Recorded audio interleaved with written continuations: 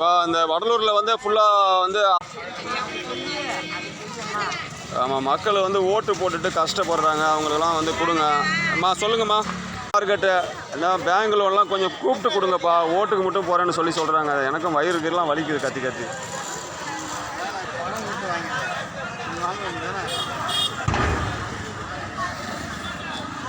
லொக்கேஷனை பார்த்துக்கு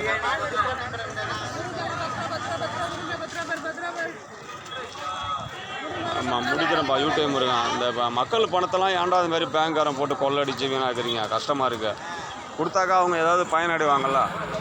எம்மா பணத்தை சாப்பிடுவீங்க நீங்கள். வடலூரை முடிக்கிறோம்ப்பா பாருங்கள்.